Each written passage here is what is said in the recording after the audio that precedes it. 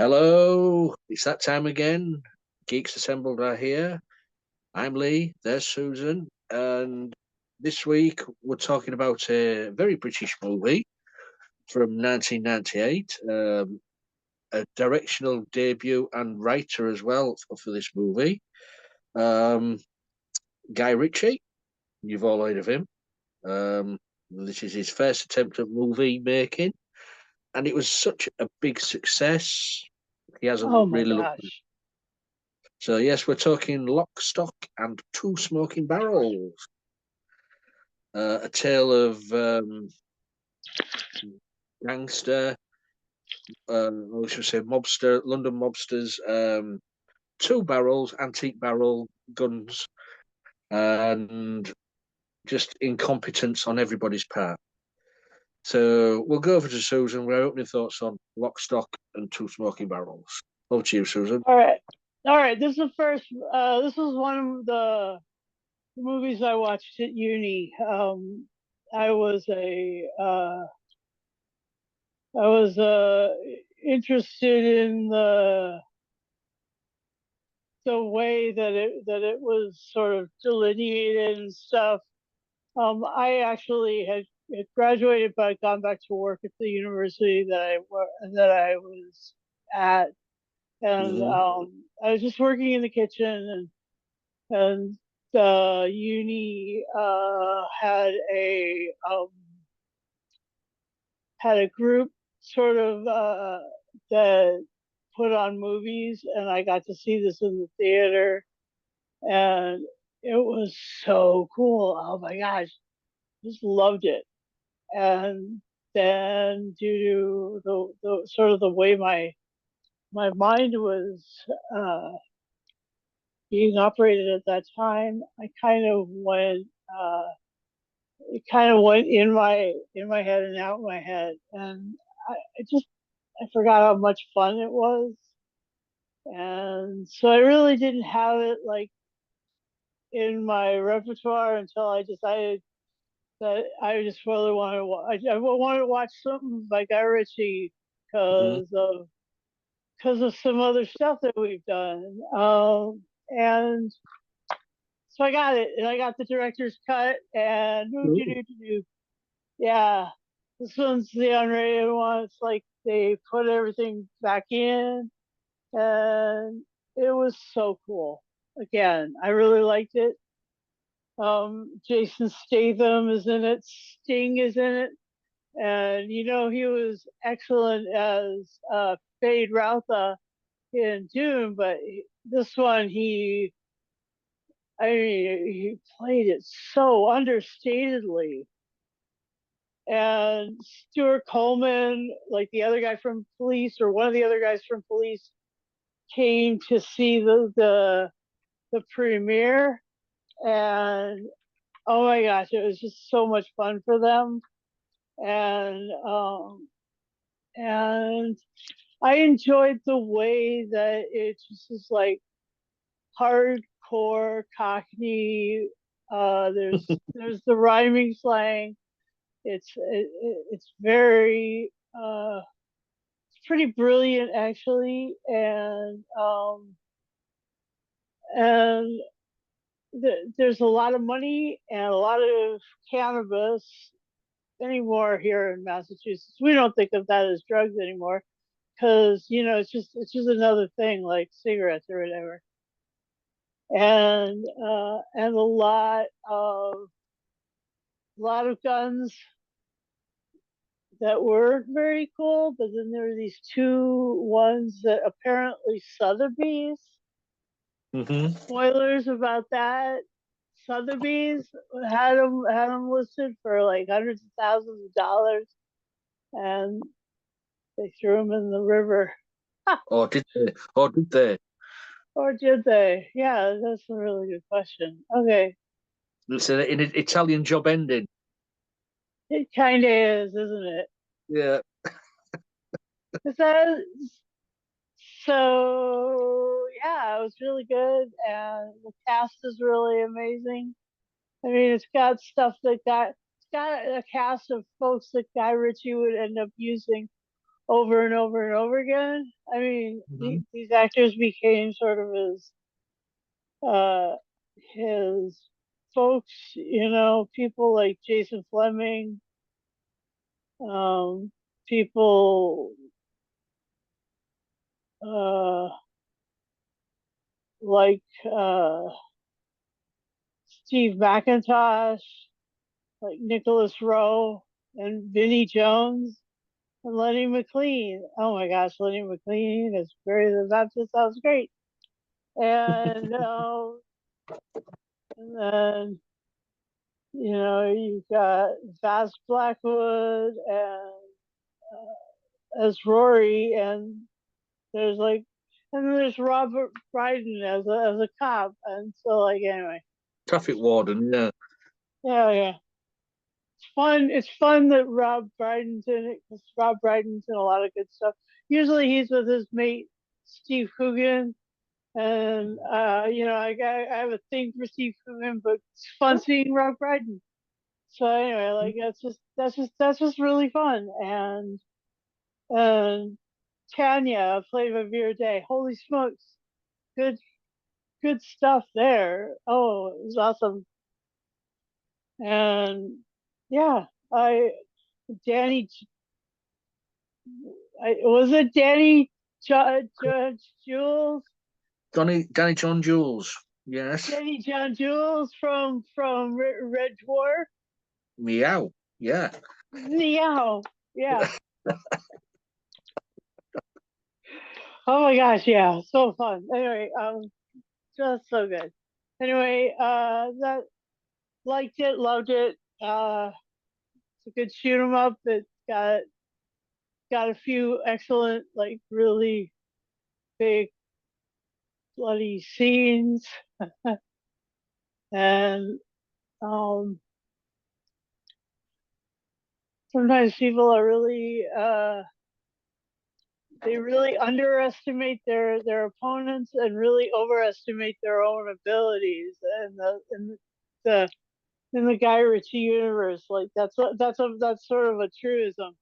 You could almost hear like Ian McDermott saying, how you are underestimating our power, and your face and your friends is yours. And so I just think that's just fun. Yeah, so enjoyable. And over to you, Lee. Opening thoughts, mate. Yeah, well, say this was his directorial debut. So he also wrote it. Um, it, it was such a success because it was quite original at the time. The way he, the Oh, way he, the way he shot things, the way uh huh, he, the way he used music. uh huh. No talk, but there was just music in the scenes. Um, I mean, nowadays everybody does it, but Guy Mm-hmm. Ritchie sort of was there at the forefront. Um, yeah, I mean, as you've mentioned, Nick Moran, Jason Fleming, Dexter Fletcher, and Jason Statham, the four friends who put all the money into the card game where uh, Yeah, where Hatchet Harry sort of wins yeah, by giving him the money to carry on. So they owe him, yeah. But like owe him now 500,000. there was like a camera pointed at the other guy's cards and like Yeah. a little device down on his ankle, Hmm. and it was tapping out the card numbers and stuff. Yeah. That was amazing. That was so creative. I mean, that great scene when he realised he'd lost, he got up from the table, and then it was just the music started, no speak, and there he was swaying backwards and forwards, going out of the building, and great camera work. As you mentioned, Stephen Yeah. McIntosh as Winston, the drug dealer. Uh huh. Yeah, man. Um, just said Winston. Um, Nicholas Rose J. Now everybody, I was rewatching it this week, and I'm thinking, I know his face. He's done something. He played young Sherlock Holmes in the Spielberg movie back in the mid '80s. Oh, Nicholas Rowe. Uh, Yeah. so yeah, what else have we got here? As you've mentioned, Sting. Then you've got the two comedy duos of what are they called? Was it Gary and Dean? The two Liverpudlians. Well, they cocked everything up. When they had to go and get the guns, but they didn't get the other guns. They sold the antique guns. Um, no, but we want them guns. But yeah, it's just a great the two gangs pinching from each other. They don't know what's going I know. on. Yeah, it's great. Yeah, I say it's set the. I mean, Jason Fleming's still working hard. Jason Statham, he's into his Hollywood movies now, isn't he? Um, Dexter Fletcher, he's more into his directing now. He's Oh, directed. okay. He's directed some quite successful movies. Yeah. Um, All off right. off the top of my head, I think he did Rocket Man, the Elton John one, and so that's just one of them. Um, yeah, and so this was such a success. 2 years after this, Guy Ritchie created a TV show called Lockstock. I don't know if you got it over there. I would not have I would not have seen that. No, That sounds like something I would have missed. yeah, it was the year 2000. Yeah, it was a couple of years after the movie, but there's a TV series called Lockstock, and there were 7 episodes, and Oh, each episode was titled Lockstock and something something something. So each episode was titled differently. oh, Um, okay. it was Fun. and it followed four friends in London, but four different characters. It wasn't the same characters, but it was the same sort of thing: getting into trouble with the gangland boss and all like Hmm. that. So trying to get out of it. It was a quite good series, but say it only lasted one series. But I Oh, recommend okay. I recommend it if you ever get the chance. If you ever found it, just called Lockstock TV series. Um, Okay. and it uses the music like they do in the movie. Oh, fun. Yeah. Excellent. The villain in the all the way through it is called, I think it's called Miami Vice, played by Ralph Brown, Oh, okay. and we all know Ralph Brown from with Nell and I and stuff like that, With now, yeah. and also in Star Wars as well. In the was it the Phantom Menace? But Yes. but yeah, it is. It's a good, well written, um, interwoven tale of everybody crossing each other's paths, double crossing each other, but they don't know they're doing it. It's a well thought out story. Yeah. I mean, like the the the, the possibility that it all goes, tits up, uh, is so it's. I mean, it's right there on razor's edge, right? Mm. Yeah. And there's just and and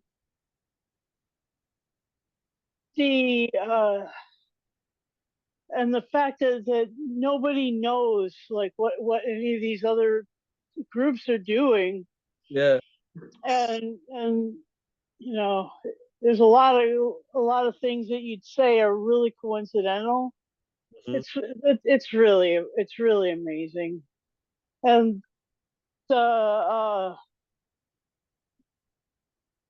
and one of the I mean one of the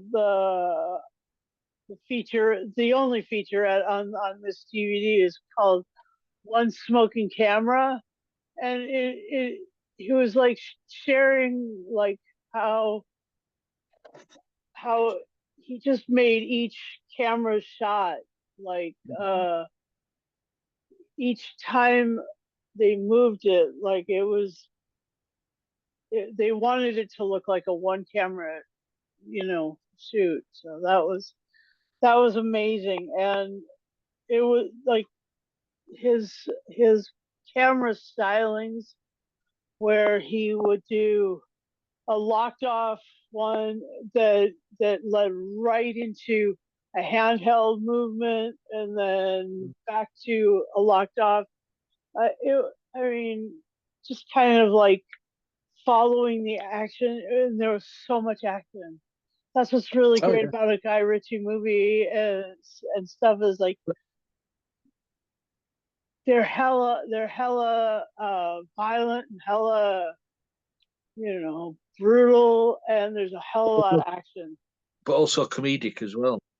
They are, yeah. Every bit of it is fun, I you mean, know. the scene one that sticks out for me is where they're telling about Hatchet Harry, where he thrashed a man to death using a black black dildo. Yeah, And he yeah, saw the scene just thrashing him with it. yeah. What a way to go! Because he's got all these sex Porn king. toys on his tape on his desk. He's known as the London Porn King, isn't he? Yes. But and also when the two guys go to steal the guns, the one of them spent so much money on his new hairdo. the, the butler just shoots and his hair's just steaming. Uh-huh. But Yeah. anything stand out for you? What? Well, I loved the scene with like the cards and like that creative way of cheating. That was really amazing. And then the other one that I liked was the van and those, how like there was like 30 or 40 bags, and I don't mean like pound bags. I'm talking about like 45-pound bags of pot, Yeah, and there was like 40 bags of it. So I mean, there was like hundreds of pounds of pot. It was just amazing. yeah. Let's raid them. They never have the cage locked. It's fucking locked. You're getting shot by an air rifle. And they're getting shot like the thing is with the cage, it was a cage. It wasn't like bulletproof glass or anything substantial. So of course, if you came in there armed, you're gonna be shot. And that was awesome. Yeah. And yeah, I mean, he was trying to get the keys, and then he got the keys, but then he could have just shot out the alarm or the lock. I mean, he could have just done that, but he Oh, big wasn't gun, too. one of that big gun he brought though. Yeah, he wasn't too bright, but anyway. But also as well, I think So. this as well with uh, Vinnie Jones. I think this might have been in one of his first big credited acting as Big Chris. Mhm. Um, just playing on his hard man image with Vinnie Jones because he was hard man professional footballer in this country. Oh, I didn't Till his know career. that. Oh yeah, he was a professional footballer before he Oh, started okay. acting. Yeah, then his career sort of ended, so he took up acting. Yeah. Yeah, no, Good. he's Good playing Big show. Chris. I mean, he's played what's his face in the X-Men movies, Juggernaut in one of the movies. Mhm. He's doing all right. He's Vinnie Jones, but yeah, it's a fun movie, and I guess I haven't seen it for quite a few years now. And and and the other thing about Guy Ritchie is that he just did a whole series called, what's it called? I was watching it on Netflix or Paramount. Paramount Plus, called The Gentleman. He's done The Gentleman, but also now he's got a new series out called Mobland. Mobland, right? But the gentleman was the one that I was thinking of because there we have another couple, three guys that just don't know what the hell they're doing, and then there's a woman who's running the show, who's trying to help these gentlemen to like run their business, and their business is That cannabis. this is what he did. I And mean, and you're talking about the TV series, aren't you? yeah, Yeah. Well, that there was a movie before that called The Gentleman. Just no kidding. just like you do in Lock, Stock, and Two Smoking Barrels, there was a TV series afterwards. Gentleman was a TV series. Oh, okay. In the movie, in The Gentleman, Hugh Grant's in it as a sleazy Oh, reporter. well, I think he's in the beginning in the first episode or something of this.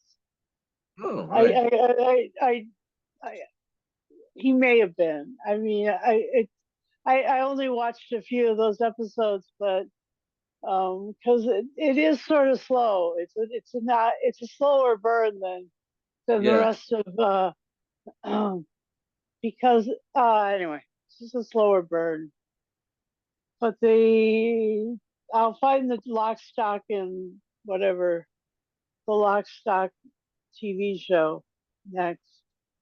Yeah. It's And it was from the year 2000, and there's only 7 episodes, but it's a fun watch.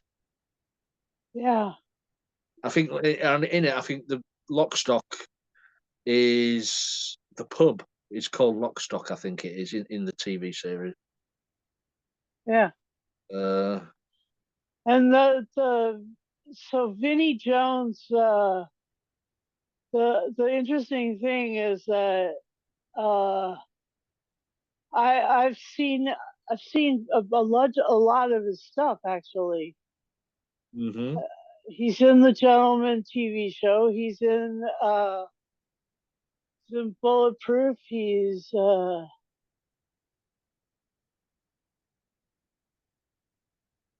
Cross Rise of the Villains, and um, Is Gone in 60 Seconds, Snatch, yeah, Swordfish, he's Mean.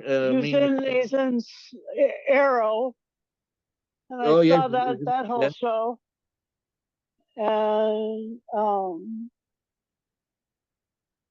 and I just watched the Modern Magnificent Seven after watching all the others. So yeah, I was he's just in so many cool things. Anyway, Vinnie Jones, I didn't realize that he came out of football. So did he play for one of the Premier League teams or one of the Let's city have a look. city teams? Let's have a look. I'm just looking here at his career. Leeds United, Sheffield United, Chelsea, Oh, okay. Wimbledon, Queens Park Rangers. Hmm. International career, he played for Wales. Oh, cool. He's been about. And, Yeah, and with a he's last name like Jones, he would have been Welsh, right?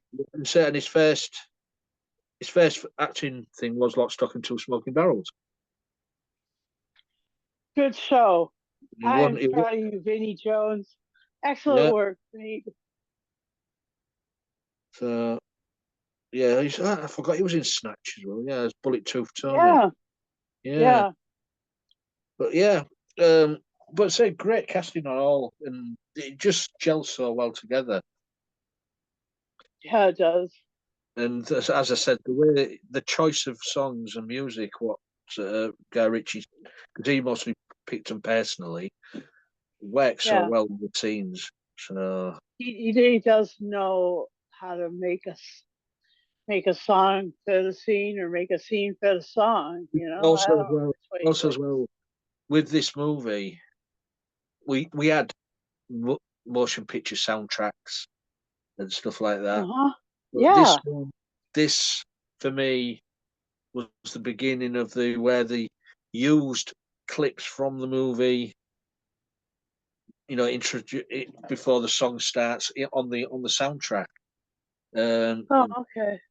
Because I don't think that was done often before. I know it mostly had been, but this one was, it started off this new run of all these soundtracks of the 90s movies using clips of the movies and the songs.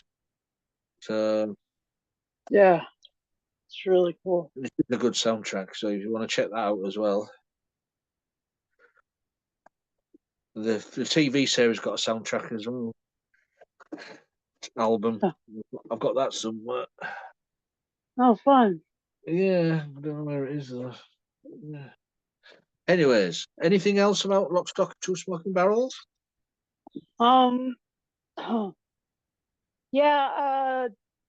The the focus on guns is great um because in America you're kind of it's an overkill situation with weaponry.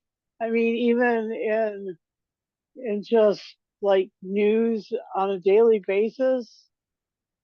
But the reality is that these guys had to use like things that were antiques and stuff to do their crimes instead of like pistols and revolvers and stuff. And that was different. And the other featurette on this DVD set was one that was all the swear words. Like it was just like a string together of the captured swear words, and I just think that that was really fun because they hadn't had.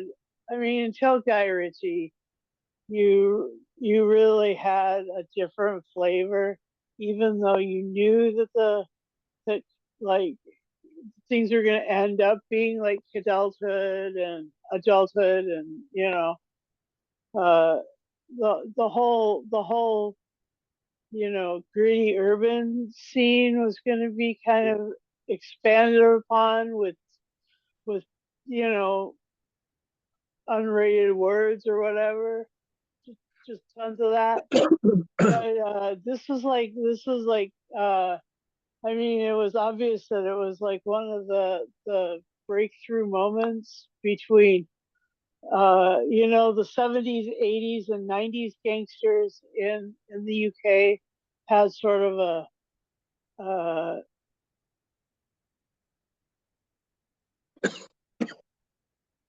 a cover story of gentility. Can I put it that way? Is that real? You can put it that way. Yeah. All right. So anyway,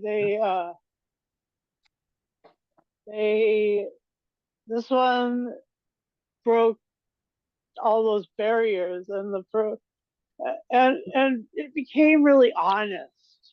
I've just been recently like hearing a lot, like, because there are some folks who need to get honest with themselves around the US.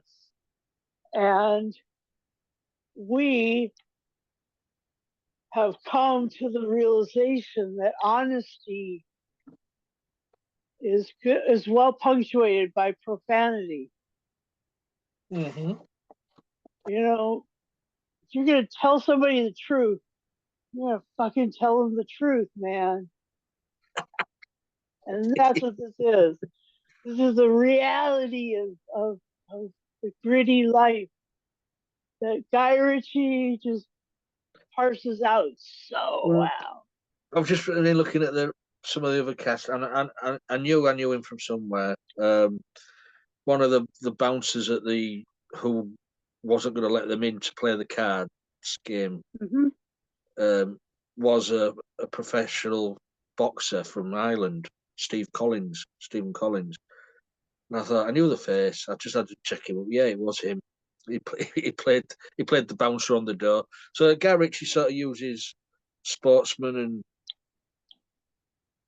I think he's into his boxing and stuff like that. Hmm. There was Barry the Baptist, who was Harry the Hatchet's left, his main guy, who was Yeah, one ugly motherfucker. Um, he so did he's associated here along being an unlicensed boxer in his day in the Lenny McLean. yeah, it was an enforcer in London's criminal underground. As a respected and feared figure, he often associated with infamous criminals such as the Cray twins, Ronnie Biggs, and Charles Bronson. So yeah, he was Ronnie Biggs is Ronnie Biggs one of the like great train robbers. oh, okay. He was the one who did a runner to Brazil. Huh. But yeah, so he was an underworld boxing unlicensed boxer back in the day. So and an ex gangster. And it's a shame he died a few months just before the film's release. Well, yeah, that is sad because he has a face that is. You'll I never mean, forget. Only a mother could love. God, he,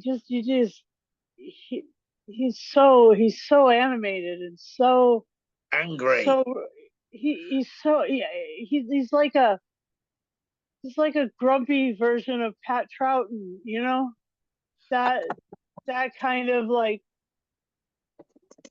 I've lived 1,000 lifetimes face. Yeah. Uh, so anything else about Lockstock? Oh no, it's just like I just y'all should go out and see this movie, and you should get real familiar with everything that Guy Ritchie ever did, and this is a great one to start with because it's one that he started with, and it's one that he started a lot of these actors. A lot of people say it's still his best, but Oh no, really? but Arguably his best, eh? but that's what some people say. Huh. But that's each to Well, their own, isn't it? yeah, I suppose it's like it's got a lot of character. That's for sure. So let's I'm final. really glad that we got a chance to watch it and rate it because, like, it's yeah, it's a blast from my past and it's a real fun one. So And what would you give it out of 10 then? I'll give it um I'll give this 10 40-pound bags of reefer out of 10 and uh tell y'all that Guy Ritchie should be at the top of your director's list. He should Mm. be. He deserves that space and that he deserves that. Anyway, Well, yeah. for me, for the originality, for the fun in this, because it is a fun movie as well. It's going to get 10 smoking barrels out of 10. Yeah, it's just it's a good romp. Oh my gosh, it Uh, is. so you guys, if you've seen it, let us know what you thought of it. Leave a comment below on this video. I share this video on all our social media platforms, so you'll find it. Geeks Assembled, reviewing Lock, Stock and Two Smoking Barrels. Same as if you want to join us, leave a message below on the video or any of our videos. Just say, I am over 18, because that's what we ask you to be, over 18, because this is a 18 rated movie, so, it Hmm. speaks for itself. And I would like to join in these videos you Yeah, make? the version I watched was unrated even. So I mean, it was even more Yeah. profane, more vulgar than 18. Ah, And fuck so, yeah. yeah, leave a message below that you'd like to join. All we ask of you is to have a working camera and a working microphone on the device you use, and we'll get you on. So, and the only other thing I need to say is, um, if you subscribe to the YouTube channel, please press the bell notification button, and you'll get notified every time we put something up. And if you are browsing on Facebook, we have got a Facebook group there as well. Just join us, and we'll entice you in, so to speak. Isn't anything else, Susan? Nah, that's it. Well, all I've got to say is, sitting here, and in the words of Vinnie Jones as Big Chris, it's been emotional.